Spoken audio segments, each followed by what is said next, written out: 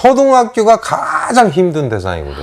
그렇죠. 그래서 통일교육원에서도 일단 강의 지침이 있어. 초등학교도 저학년, 고학년 이렇게 나누잖아요. 그러니까 저학년에 대한 강의는 거의 조금씩 생략을 해요. 그래서 초등학교 강의는 통상 4, 5, 6학년부터 시작을 하는 거야. 근데 가끔씩 지방 학교에 가보면 학생 수가 아주 작아요. 농촌 학교에 가면. 전교생 합해서 막 20명, 15명 이런 게 있거든. 이런 때는 가면 선생님들이 가면 아까우니까 우리 애들 1학년, 2학년도 선생님 좀 끼워주세요. 이렇게 이야기해. 그러면 어쩔 수 없이 전교생이 열 몇 명이나 갖다 놓잖아. 그러면 어떻게 하냐면 나는 애초에 이야기해요. 애들을 다 이렇게 1학년, 2학년, 3학년 앉잖아요.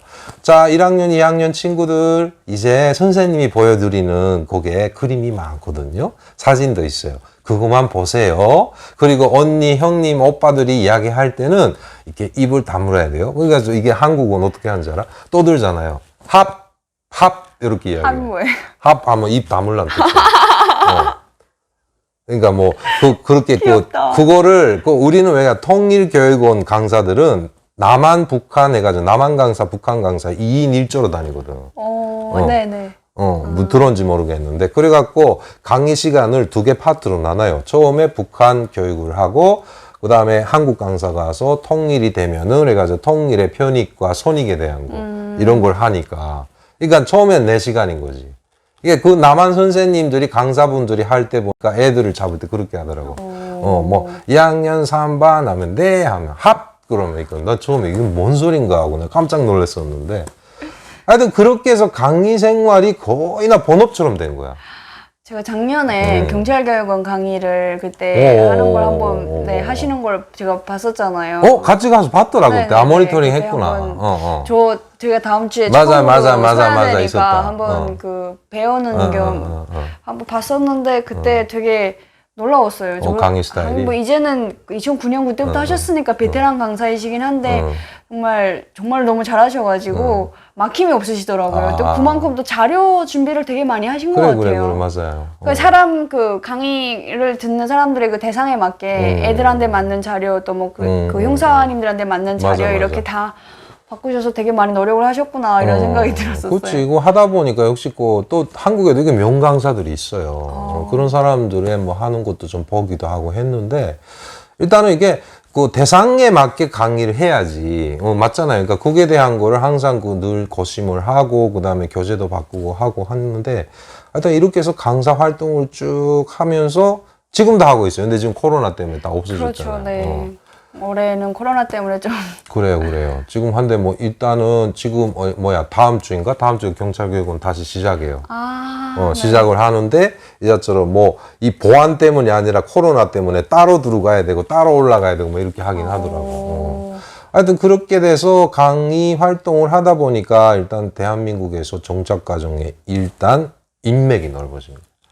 그러니까 학교 선생님들. 근데 이게 뭐 딱 이렇게 해야 된다는 건 아니지만 강의하면서 나는 동시에 방송을 시작했잖아요. 어떻게 방송은 처음에 나오자고 나온 게 아니라 그 라디오부터 시작했던 것 같아요. KBS 라디오, 한민족 방송. 그러니까 처음에 나도 이 얼굴을 내비치기가 되게 거부감이 있었던 거예요. 그때 이만갑은 있었을 때인가요? 이만갑이 그때 생기기 전. 동시에 생긴다 할 때 내가 그때 뭘 했냐면 YTN이나 요나비나 이런 쪽에서 뉴스 프로를 나가기 시작한 거예요. 그래서 그때가 아무튼 어떻게 활동을 하다 보니까 그게 알려져 가지고 그래서 그 다음에 나와주세요라고 해서 나가서 북한의 추석의 풍경 해가지고 내가 처음에 뉴스 프로에 나갔던 것이 YTN이거든. 그거 아직도 안 잊혀먹어요. 첫 방송이니까. YTN에 가가지고. 근데 이게 뉴스는 생방이잖아요. 생방. 근데 방송을 하면 생방을 해야 돼요. 그러면 안 방송 퀄리티가 착착 올라가는 거예요. 생방을 하다 보면은 녹화 방송은 애들 장난 같은 거지. 그래요. 생방은 왜 그러냐면 그 짧은 시간 내에 순발력이 있어야 되고 일단은 질문지가 있긴 한데 그 질문지를 그대로 달달달달 외울 수는 없어요. 네. 그러니까 일단은 자기가 숙지를 하게 되면은 왜 그러냐면 내가 말하는데 솔직히 녹화 방송 같으면 차례가 있고 앞에서 프롬프트 띄워가지고 자 미니 씨 차례입니다 뭐 이런 거 하잖아. 편집이 또 있고 하니까. 생방은 없어요. 네. 없어.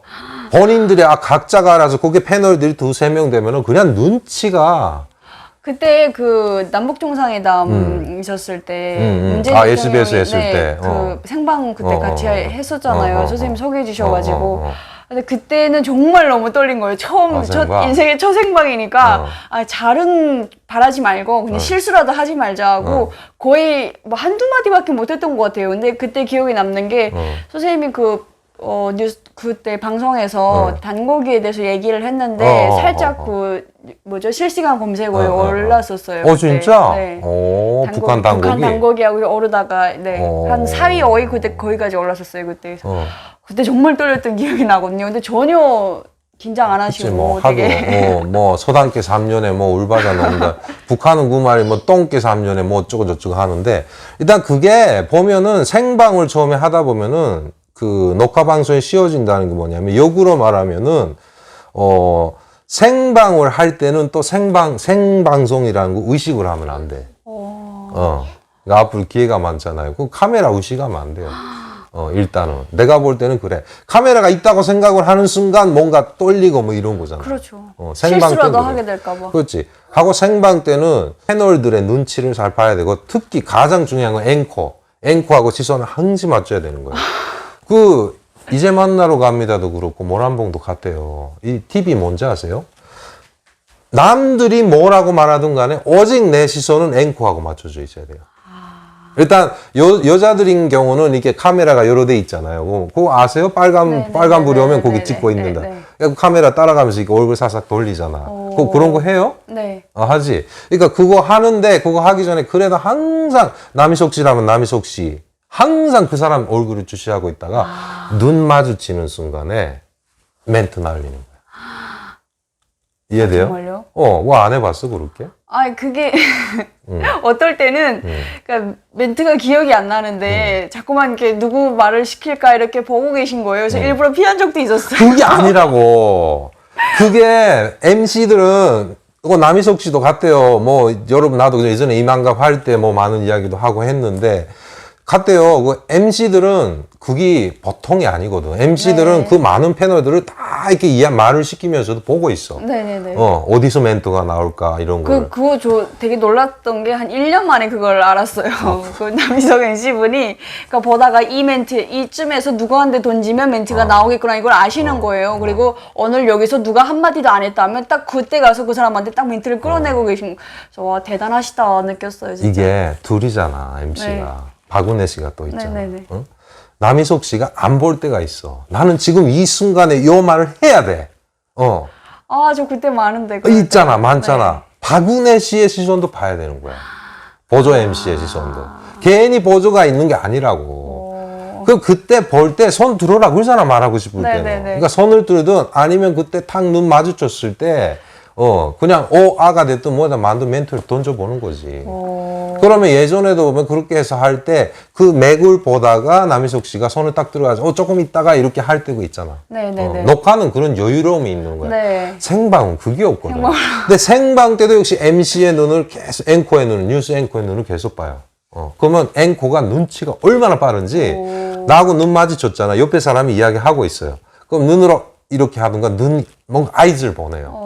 그다음에 다 끝나자마자 이 사람 말이 끝나기 전에 바로 갑 잘라가지고 김지성 씨 이렇게 나오는 거예요. 그거는 앵커의 역할이에요. 그러니까 그때 너무 놀랬던 게 그 배성재 아나운서 그분이 하셨는데 그러니까 어떠한 게스트의 말이 끝났으면 그 말을 정리해주면서 다시 이쪽 사람한테 이렇게 던지는 거예요. 말을. 근데 와 저게 바로 뭐라 그럴까? 프로인 것 같아요 진짜. 네.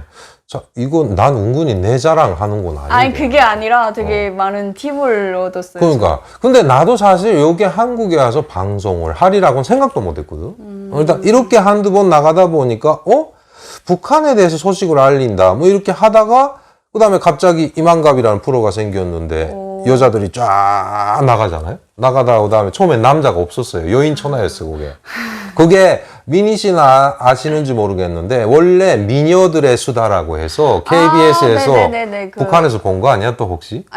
그건 아닌데 외국 여성들 남희석 씨가 그 MC를 했었던 거야. 그래서 원래 이제 만나러 갑니다는 실향민을 위한 프로그램이었잖아. 네.